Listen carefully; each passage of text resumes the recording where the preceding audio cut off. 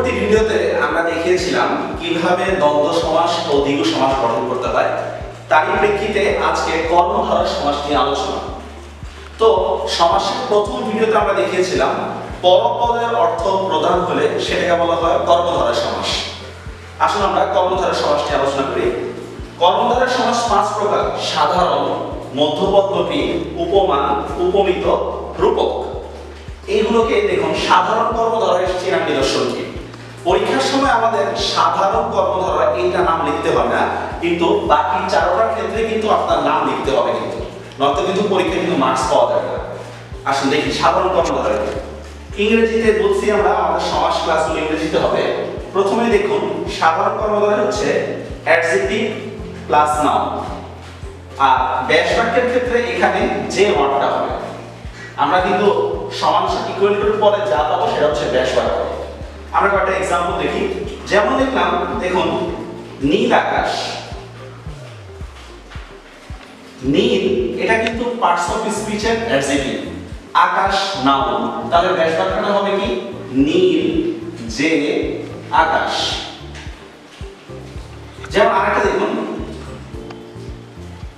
সাদা রাঙামাটি। একবার বিসিএস শব্দটা এসেছিল রাঙামাটি। রাঙা, দেখুন রাঙা কিন্তু একটা অ্যাডজেক্টিভ, রাঙা যে মাটি। সুতরাং এই সংক্রান্ত যত শব্দ পাবেন সব সাধারণ কর্মধারয়।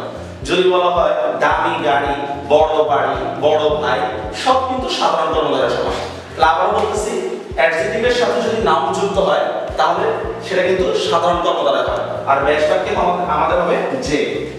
এবার দ্বিতীয় নিয়মটা সাধারণ কর্মধারয়। দ্বন্দ্ব সমাসের নিয়মগুলো কি আমাদের খেয়াল আছে? Noun plus noun, adjective plus adjective, এগুলো কিন্তু আমাদের দ্বন্দ্ব সমাসের নিয়ম ছিল। ব্যক্তি বা বস্তু এখানে একটি হবে, দ্বন্দ্ব সমাসে ছিল দুটি, এখানে হবে একটি। আর এখানে ব্যাস বাক্যগুলোর মধ্যে যদি ব্যক্তি হয় তাহলে হবে যিনি ডট ড্যাশ তিনি, আর বস্তু হলে হবে যা ড্যাশ তা। দেখুন, যেমন আমি লিখলাম সেরা অলরাউন্ডার সাকিব। সেরা অলরাউন্ডার একটা নাউন ফ্রেজ, সাকিব একটা নাউন ফ্রেজ, দুইটা নাউনকে বোঝাচ্ছে কিন্তু একজনকে। তাহলে কি হবে? যিনি সেরা অলরাউন্ডার তিনি সাকিব। আরেকটা ওয়ার্ড দেখি আমরা, গিন্নি মা। দেখুন, যিনি আপনার বাবার স্ত্রী তিনি আপনার মা, তাহলে ব্যাস বাক্যটা হচ্ছে যিনি গিন্নি তিনি মা। বস্তুর ক্ষেত্রে যেমন দেখেন, আমি বললাম চালাক চতুর। দেখুন, চালাক কিন্তু একটা গুণ, চতুর কিন্তু একটা গুণ। তাহলে কি হবে? যা চালাক তাই চতুর। বা এভাবে দিলাম জজ সাহেব, যিনি জজ তিনি সাহেব। আরেকটা एग्जांपल, ভারত ইন্ডিয়া। তাহলে কি হবে? যা ভারত তাই ইন্ডিয়া। দুটো নামকে দিয়ে একটা বোঝাচ্ছে, কিন্তু দুটো নামকে দিয়ে যদি দুটো বোঝাতাম তাহলে কিন্তু সেটা দ্বন্দ্ব সমাস হয়ে যেত। এরপর আসলে আমরা একটু মধ্যপদটা একটু পর দেখতেছি। আমরা এবার উপমান কর্মধারয় যাব। আমাদের ছোটবেলা থেকে একটা ভুল ধারণা আছে, ন্যায় আগে থাকলে বা ন্যায় পরে থাকলে হয়তো উপমান উপমিত কর্মধারয় সমাস হয়।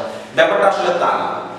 আমরা সাধারণ কর্মধারয়ের প্রথম স্ট্রাকচারে পড়েছিলাম অ্যাডজেক্টিভ প্লাস নাউন।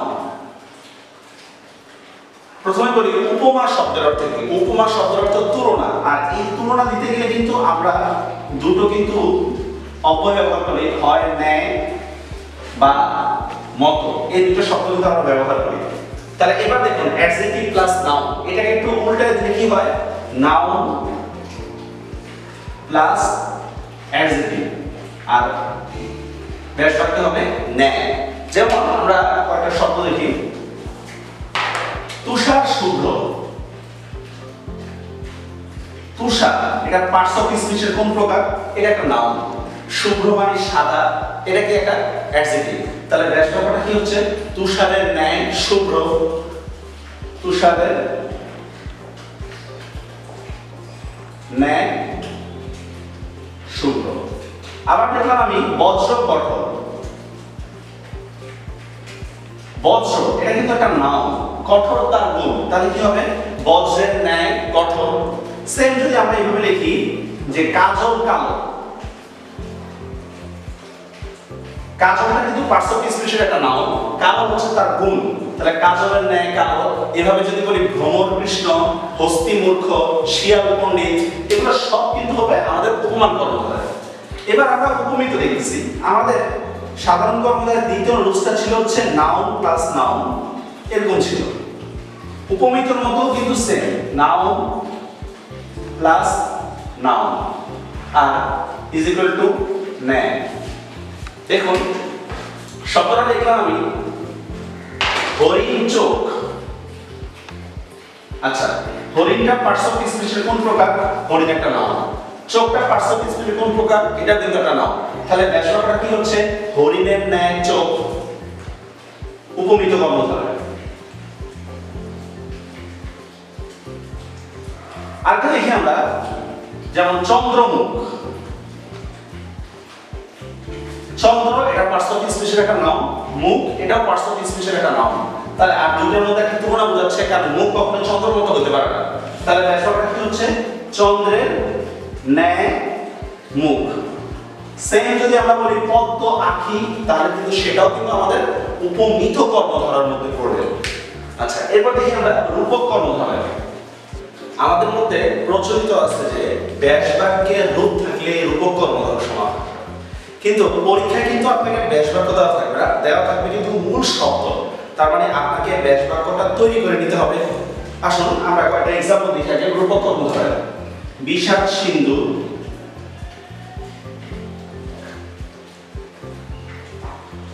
মন মাঝি, দিল দরিয়া, এই তিনটা শব্দ দিয়ে আমরা এখন দেখতেছি। যেমন দেখেন এই যে বিষাদ, বিষাদটা আসলে পার্টস অফ স্পিচের কোন প্রকার? অনেকে বলবেন এটা অ্যাডজেক্টিভ, আসলে কিন্তু এটা অ্যাডজেক্টিভ না, এটা হচ্ছে নাউন, এটা হচ্ছে অ্যাবস্ট্রাক্ট নাউন। বিষাদ মানে যে জিনিসগুলো ধরা যায় না, ছোঁয়া যায় না, ফিলিংস এর বিষয়, সেগুলো কিন্তু অ্যাবস্ট্রাক্ট নাউন। তাহলে বিষাদটা হচ্ছে একটা অ্যাবস্ট্রাক্ট নাউন, সিন্ধুটা এটা কিন্তু একটা নরমাল নাউন। মন এটা কিন্তু অ্যাবস্ট্রাক্ট নাউন, এটা ধরা যায় না, ছোঁয়া যায় না। আবার মাছিটা কিন্তু হচ্ছে নরমাল নাউন। দিল দরিয়া, আচ্ছা এগুলো কি বোঝাচ্ছে? দিল দরিয়া, মানুষের অন্তর কখনো নদীর মতো বড় হতে পারে না, কিন্তু আপনি যদি প্রত্যাশার বেশি পেয়ে যান তখন কিন্তু আপনি বলবেন দিল দরিয়া মানুষ। তাহলে ব্যাসবাক্যটা কি হচ্ছে? দিল রূপ দরিয়া। মন মাঝি কি হচ্ছে? মন রূপ মাঝি। অর্থাৎ মন কখনো মাঝির মতো হতে পারে না, কিন্তু মনটাকে মাঝির সাথে একটা তুলনা দেওয়া হলো। আবার বিষাদ সিন্ধু মানে কি হবে? বিষাদ রূপ সিন্ধু। এখন যদি আপনাদেরকে প্রশ্ন আসে এরকম ক্রোধানল, ক্রোধানল, তাহলে দেখেন এখানে দুইটা শব্দ, ক্রোধ অ্যাবস্ট্রাক্ট নাউন, অনল নরমাল নাউন। তাহলে কি হচ্ছে? ক্রোধ, এখানে একটা রূপ বসালেন, রূপ অনল, মানে ক্রোধটাকে, মানুষের রাগটাকে আগুনের সাথে তুলনা দেওয়া হচ্ছে। আগুন যেমন জ্বালিয়ে দেয়, ঠিক যে রাগ করে সেও কিন্তু নিজেকে নিজে জ্বালিয়ে দেয়। এখন আমাদের শুধু বাকি রয়েছে মধ্যপত্তী কর্মধারয়টা। আমরা এটা যখন পুরো নতুন ভাবে দেখতেছি হচ্ছে, দেখুন এই শব্দটাকে যদি একটু জাজ করেন তাহলে কি হচ্ছে? মধ্যপদ লোপী, তার মানে হচ্ছে মধ্য থেকে একটা অর্থপূর্ণ শব্দ বিলুপ্ত হওয়ার নামই হচ্ছে মধ্যপদ লোপী। যেমন এই এক্সাম্পলটা সিংহাসন, ব্যাসবাক্যটা ছিল হচ্ছে সিংহ চিহ্নিত আসন। দেখুন এই যে চিহ্নিত, এটা কিন্তু একটা অর্থবোধক শব্দ, এটা কিন্তু যে বা যার মতো প্রণাম না। আরেকটা ওয়ার্ড দেখি আমরা, জীবন বীমা, জীবন রক্ষার্থে বীমা, মানে জীবনের পরে যেটা সিকিউরিটি সেটাকে বলা হয় জীবন বীমা।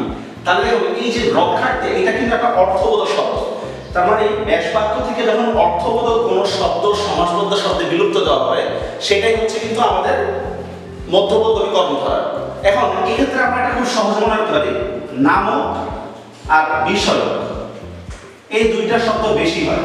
যেমন আমি শব্দ দিলাম জবা ফুল, আচ্ছা জবা ফুল নিশ্চয়ই জবা ফুলের একটা নাম, তাহলে কি হবে ব্যাসবাক্যটা? জবা নামক ফুল।